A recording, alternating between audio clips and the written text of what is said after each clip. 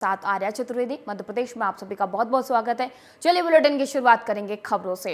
CM doctor Mohan Yadav ने केजरीवाल की गिरफ्तारी पर तंज कसते हुए कहा है कि सीएम अरविंद केजरीवाल को पद का मद है और सीएम के रूप में जेल जाना ये बड़ा दुर्भाग्यपूर्ण। आज तक ऐसी कभी नहीं हुआ है और देश का इतिहास है कि जो किसी पर कोई आरोप लगता है तो वो सबसे पहले अपना इस्तीफा देता है। जब वो प्रधानमंत्री लालकृष्ण आडवाणी का एक डायरी में झूठा नाम आया था तब उन्होंने तुरंत सभी पदों से इस्तीफा दिया था और पद का इतना मोह लोग केजरीवाल को शोभा नहीं देता।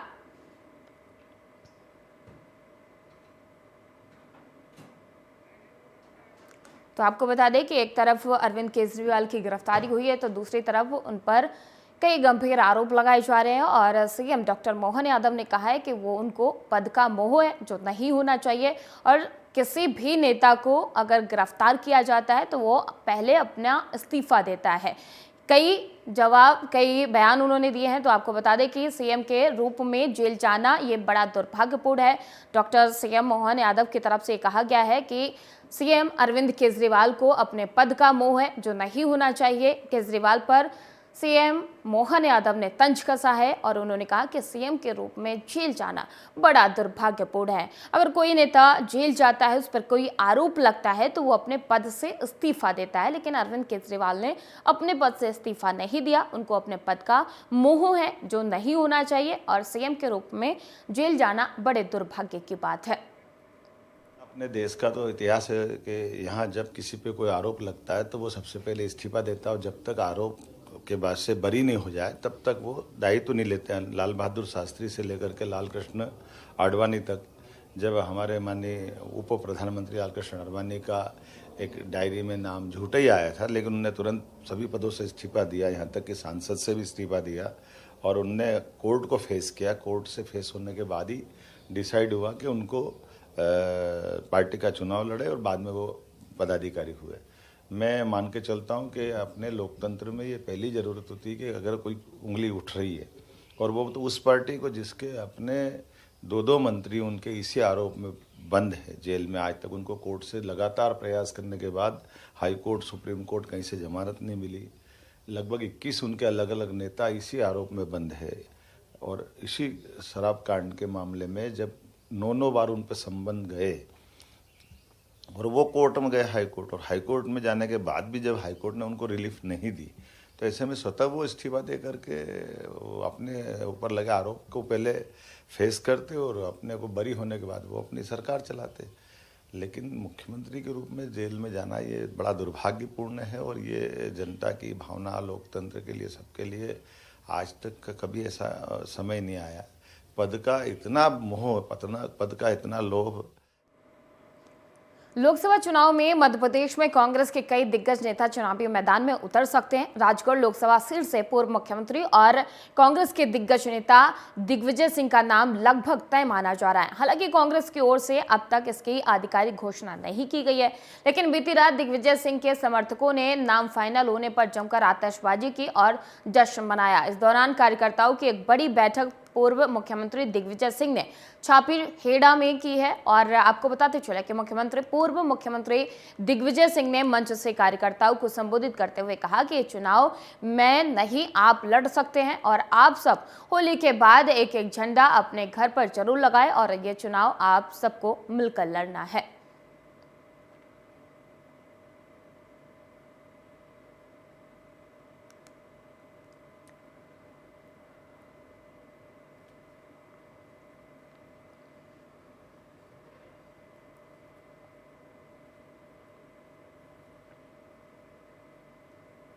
नमस्कार। इस वक्त हमारी मौजूदगी छापेड़ा में है और आज हमारे पीछे देखिए पूर्व मुख्यमंत्री दिग्विजय सिंह के 2 दिवसीय दौरे पर है और आज छापेड़ा में जो है जनता में जोश भरने के लिए पूर्व मुख्यमंत्री दिग्विजय सिंह पहुंचे हैं।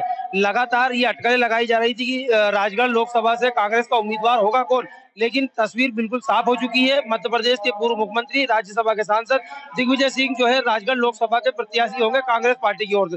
और आज उनका 2 दिवसीय दौरा है और राजगढ़ जिले में जो है दिग्विजय सिंह का गढ़ माना जाता है। दिग्विजय सिंह का कार्यकर्ताओं में जोश भरने के लिए यहाँ पहुंचे हैं। साथ ही साथ डैमेज कंट्रोल की भी बात की जा रही है, जिस तरह से लगातार कांग्रेस के कार्यकर्ता जो है कांग्रेस का साथ छोड़कर भारतीय जनता पार्टी का दामन थाम रहे थे, उसी को लेकर भी कयास लगाए जा रहे थे। डैमेज कंट्रोल को लेकर भी बात की जा रही थी और दिग्विजय सिंह आज कार्यकर्ताओं से भी मुलाकात करेंगे। लेकिन महत्वपूर्ण बात यह है कि आज जो मंच पर तमाम जो नेता हैं, पूर्व विधायक, पूर्व मंत्री प्रवृत्त सिंह की बात करें तो वो भी लगातार भारतीय जनता पार्टी पर हमलावर है। तो वही पूर्व सांसद नारायण सिंह आमला भी पार्टी जो भारतीय जनता पार्टी है उस पर लगातार हमला कर रहे हैं। तो साफ तस्वीर साफ हो चुकी है कि दिग्विजय सिंह अब राजगढ़ लोकसभा से कांग्रेस के प्रत्याशी होंगे और कांग्रेस का जो परचम है वो लहराने की तैयारी में कांग्रेस पार्टी तैयार है। कल जो है ब्यावरा में कार्यकर्ताओं के साथ बैठेंगे, आज नाईडाल ब्यावरा रहेंगे। आगे आगामी जो चुनाव की प्रक्रिया है उसमें देखना दिलचस्प होगा आखिर दिग्विजय सिंह क्या कमाल दिखाते हैं। कैमरा पर्सन सिंधु सोलंकी के साथ सलमान अली, TV27 राजगढ़। और मध्य प्रदेश के धार जिले में स्थित करीब 800 साल पुरानी भोजशाला को लेकर हिंदू और मुस्लिम समाज में मतभेद है। हिंदुओं के अनुसार भोजशाला सरस्वती का मंदिर है, जबकि मुस्लिम इसे पुरानी इबादत गाह बताते हैं। और आपको बताते चले कि अब इसका सच जानने के लिए यह सर्वे कराया जा रहा है। तो भोजशाला का सर्वे पूरा हो गया है। हिंदू मुस्लिम पक्ष मौके पर मौजूद रहे इस दौरान। और आपको बता दें कि भोजशाला से एएसआई की टीम रवाना हो गई, यानी कि एएसआई टीम भोजशाला का सर्वे कर रही थी और वो सर्वे पूरा हो गया है। दोनों हिंदू और मुस्लिम पक्ष के तरफ से अलग अलग दावे किए जा रहे हैं और एक तरफ से इसे सरस्वती का मंदिर बताया जा रहा है हिंदू पक्ष की तरफ से, और मुस्लिम पक्ष की बात करें तो उसे इबादत बताते हैं। लेकिन अब इस पूरे मामले का एएसआई सर्वे करवाया गया। एएसआई सर्वे अब पूरा हो गया है। अब देखने वाली बात यह होगी कि रिपोर्ट में क्या कुछ सच सामने आता है। भोजशाला से और भोजशाला की जो एएसआई टीम वहां पहुंची थी, सर्वे किया गया और उसके बाद सर्वे पूरा होने के बाद भोजशाला से टीम रवाना हो गई। लेकिन अब देखने वाली बात यह होगा कि भोजशाला हिंदुओं पक्ष के उसमें जाता है या मुस्लिम पक्ष, क्योंकि दोनों पक्ष से अलग अलग दावे किए जा रहे हैं। कोई इसे अपनी इबादत बता रहा है तो कोई इसे अपनी सरस्वती का मंदिर बता रहा है। और इसी को देखते हुए ये सर्वे करवाया गया। एसआई सर्वे की रिपोर्ट अब आनी बाकी है।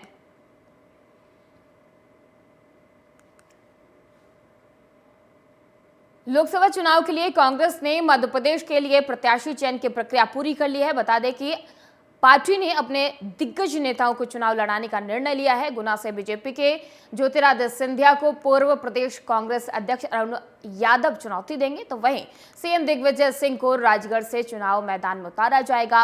रतलाम से कांतिलाल भूरिया को चुनाव लड़ाने पर सहमति बनी हुई है। और एक तरफ जहां पूर्व सीएम दिग्विजय सिंह का कहना है कि यदि पार्टी कहेगी तो वो चुनाव लड़ने को तैयार है। पूर्व सीएम दिग्विजय सिंह के चुनाव लड़ने पर बीजेपी के मीडिया प्रभारी आशीष अग्रवाल का कहना है कि दिग्विजय सिंह हो या कोई भी बड़ा नेता हो, इससे फर्क नहीं पड़ता, कांग्रेस की हार पूरी तरीके से तय है।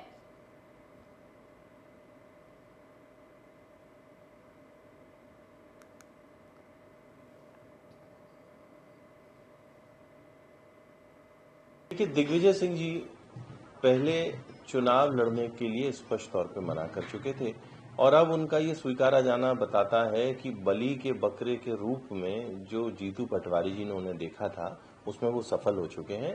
दिग्विजय सिंह जी का ये टिकट प्रेम अब उसी तरह लगता है कि नाना करते प्यार तुम इसे कर बैठे। दिग्विजय सिंह जी पिछली बार 3.5 लाख मतों से भोपाल की जनता के द्वारा स्वीकृत किए गए थे। इस बार हार के नए रिकॉर्ड बनाएंगे और अंततः जीतू पटवारी उनको एक बड़ी हार दर्ज करवाने में सफल रहे। और दिल्ली के मुख्यमंत्री अरविंद केजरीवाल की गिरफ्तारी के बाद आम आदमी पार्टी विरोध प्रदर्शन कर रही है। मध्य प्रदेश में भी बीजेपी दफ्तर के बाहर आम आदमी पार्टी के कार्यकर्ताओं ने प्रदर्शन किया और इस दौरान कार्यकर्ताओं ने कहा कि बीजेपी लोकतंत्र की हत्या कर रही है। अरविंद केजरीवाल के खिलाफ अब तक ईडी को कोई सबूत नहीं मिले हैं और उसके बावजूद भी अरविंद केजरीवाल की गिरफ्तारी की गई है।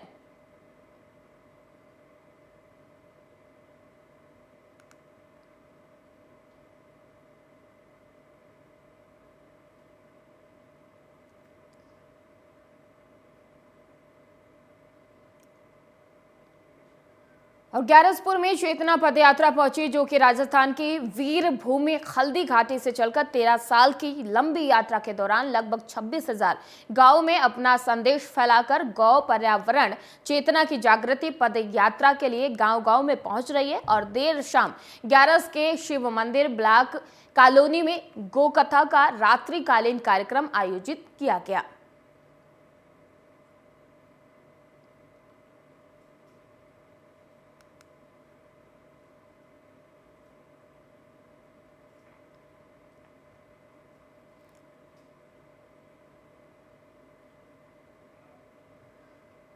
और भिंड जिले के नया गांव इलाके में पुलिस टीम ने अवैध हथियार के जखीरे सहित 2 आरोपियों को गिरफ्तार किया है। आगामी लोकसभा चुनाव को लेकर एसपी डॉक्टर असित यादव के निर्देश में जिले के अपराधियों और बदमाशों के खिलाफ घर पकड़ अभियान चलाया जा रहा है। और आपको बता दें कि एसीपी हेडक्वार्टर दीपक तोमर और सीएसपी अरुण उइके ने बताया है कि मुखबिर की सूचना पर मधुपुरा बॉर्डर इंटरसेप्ट नाका पर चेकिंग पॉइंट लगाया गया है। और इस दौरान पुलिस ने एक बाइक को रोका। बाइक सवार 2 आरोपी भागने लगे, लेकिन पुलिस ने घेराबंदी कर दोनों आरोपियों को पकड़ लिया है। तलाशी के दौरान उनके बैग से 315 बोर के 8 कट्टे और 2 जिंदा राउंड जब्त किए गए। पकड़े गए दोनों आरोपी मुरैना जिले के निवासी हैं और पुलिस ने आर्म्स एक्ट के तहत मामला दर्ज किया है। आरोपियों से पूछताछ की जा रही है।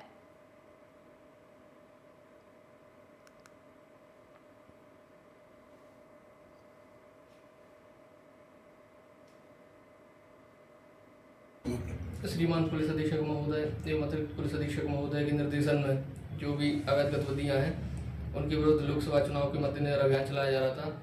इसी क्रम में थाना नयागांव प्रभारी उप निरीक्षक वैभव तंवर को मुखबिर से सूचना मिली थी कि उत्तर प्रदेश से जो आने वाला रास्ता है वहाँ मधुपुरा इंटरस्टेट बॉर्डर की तरफ 2 लोग हैं जो अवैध हथियार लेके आने की ऐसी जानकारी मिली हुई है।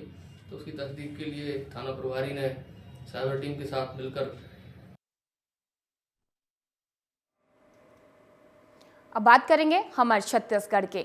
ईडी द्वारा दिल्ली के मुख्यमंत्रियों की गिरफ्तारी पर छत्तीसगढ़ के सीएम विष्णुदेव साय का अहम बयान सामने आया। उन्होंने कहा कि जस करनी तस बननी और अपने कर्मों की सजा तो भुगतनी ही पड़ेगी।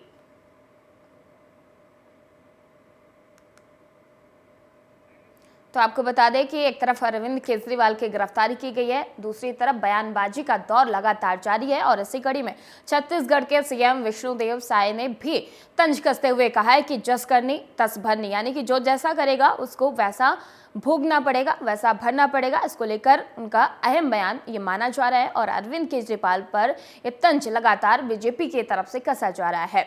तो आपको बता दें कि छत्तीसगढ़ के सीएम विष्णुदेव साय ने भी अरविंद केजरीवाल को आड़े हाथों लेते हुए कहा है कि जस करनी तस भरनी, यानी कि जो जैसा करेगा उसको वैसा भरना पड़ेगा, वो उसको वैसा भोगना पड़ेगा। तो विष्णुदेव साय का ये बयान काफी अहम माना जा रहा है, क्योंकि एक तरफ अरविंद केजरीवाल की गिरफ्तारी की गई है, दूसरी तरफ लगातार बीजेपी की तरफ से तमाम बयान सामने आ रहे हैं। और इसी कड़ी में छत्तीसगढ़ के सीएम विष्णुदेव साय का भी बयान सामने आया है। मनमानी क्या कहेंगे आप? जस करनी तस भरनी, जैसा वो किए हैं उसको तो भरना ही पड़ेगा। धन्यवाद। कर रहे हैं मनमानी क्या कहेंगे आप? जस करनी तस भरनी। और छत्तीसगढ़ की राजधानी रायपुर में लोकसभा चुनाव से पहले कांग्रेस की महत्वपूर्ण बैठक हुई। बैठक में शामिल होने प्रदेश प्रभारी सचिन पायलट पहुंचे और राजीव भवन पहुंचे, साथ ही सभी विभाग प्रमुख बैठक में मौजूद रहे। आपको बताते चले कि बैठक में कार्यकर्ताओं के साथ कई अहम रणनीतियों पर चर्चा की गई, कई अहम मुद्दों पर चर्चा की गई।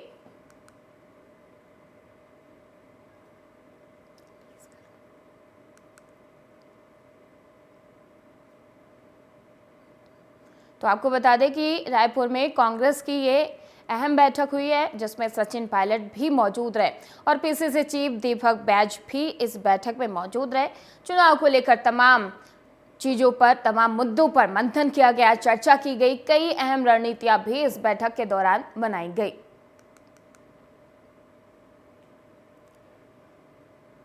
दिल्ली की राजनीति में भूचाल आ गया है जब सीएम केजरीवाल को ईडी ने लंबी पूछताछ के बाद देर रात गिरफ्तार कर कोर्ट में पेश किया और वही गिरफ्तारी के बाद अलग अलग राज्यों में प्रदर्शन लगातार जारी है। वहीं छत्तीसगढ़ के राजधानी रायपुर में भी आम आदमी पार्टी के कार्यकर्ता पदाधिकारी अंबेडकर चौक में प्रदर्शन कर केंद्र सरकार के खिलाफ नारेबाजी करते हुए नजर आए।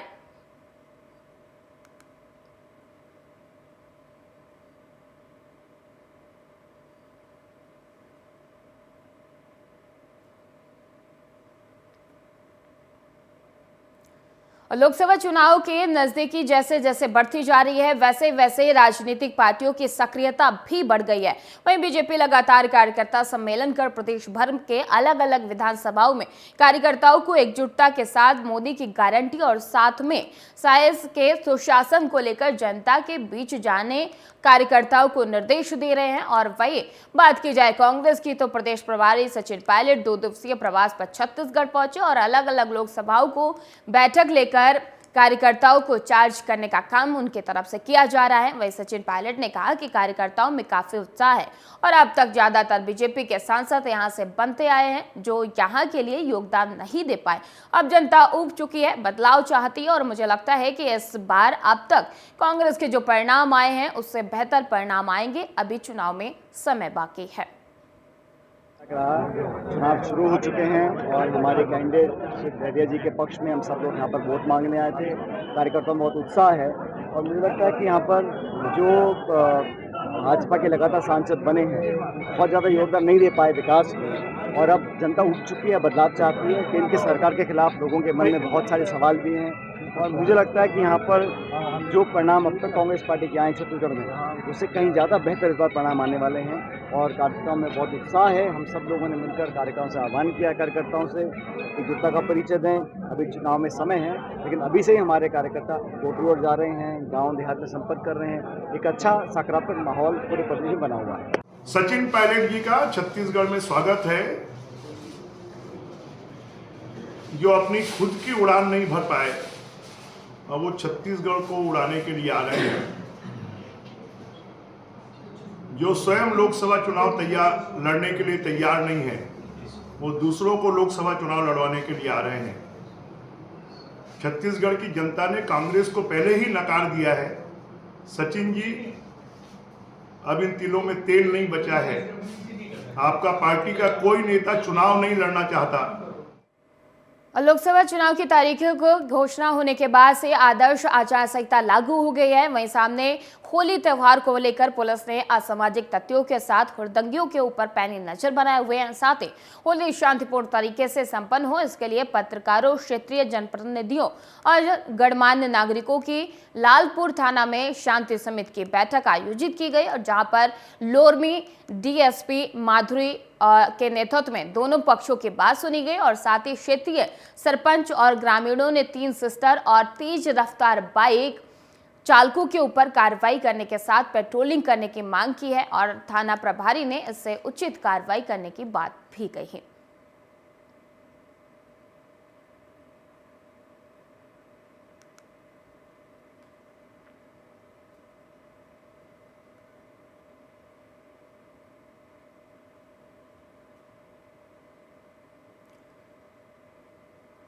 और बिलासपुर के सिंदरी में शहर और हाईवे को जोड़ने वाला ब्लाइंड स्पॉट एक बार फिर से मौत बनी हुई है और दरअसल रतनपुर की ओर जा रहे केंद्रीय विश्वविद्यालय के 2 छात्रों को विपरीत दिशा से आ रहे तेज रफ्तार ट्रक ने जोरदार टक्कर मार दी। हादसे में विश्वविद्यालय में पढ़ने वाली छात्रा की मौत हो गई। वहीं एक छात्र गंभीर रूप से घायल है जिसका इलाज सिम्स अस्पताल में किया जा रहा है।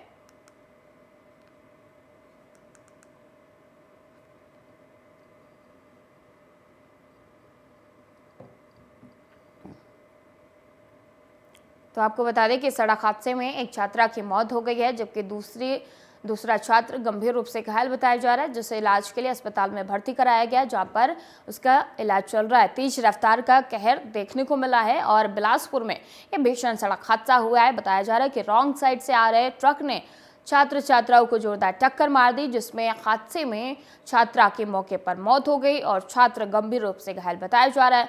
फिलहाल छात्र को अस्पताल में भर्ती कराया गया, जहां पर उसका इलाज किया जा रहा है। और सूचना मिलने पर मौके पर पहुंची पुलिस ने शव को कब्जे में लेकर पोस्टमार्टम के लिए भेज दिया है और मामले की जांच पड़ताल शुरू कर दी है। साथ ही ट्रक चालक की तलाशी लगातार की जा रही है, उसकी गिरफ्तारी करने की कोशिश पुलिस लगातार कर रही है। तो बिलासपुर में ये सड़क हादसा हुआ है। इस हादसे में एक छात्रा की मौके पर मौत हो गई है, जबकि दूसरा छात्र गंभीर रूप से घायल बताया जा रहा है, जिसे इलाज के लिए अस्पताल में भर्ती कराया गया, जहां पर उसका इलाज चल रहा है।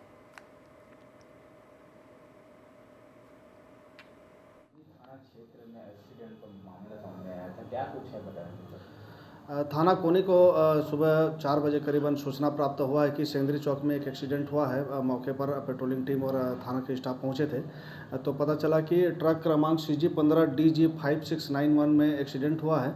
एक मोटरसाइकिल एवेंजर में गुरु घासीदास विश्वविद्यालय का छात्र शेल्फर सेट्ठी तथा उसके साथ में उसके दोस्त शैलजा सिंह, जो माधवगढ़ जालौन जिला उत्तर प्रदेश के रहने वाली है, जो हॉस्टल गुरु घासीदास विश्वविद्यालय में रहते थे, ये रतनपुर की ओर जा रहे थे, जिसका ट्रक के साथ में एक्सीडेंट हुआ है, जिस पर मौके पर शैलजा उसी का मृत्यु हो गया है तथा शेल्फर सेट्ठी घायल है, जिसे सिम्स अस्पताल में भर्ती कराया गया है। और फिलहाल बुलेटिन में इतना ही। देश और दुनिया की तमाम खबरों के लिए देखते रहिए TV27 न्यूज़।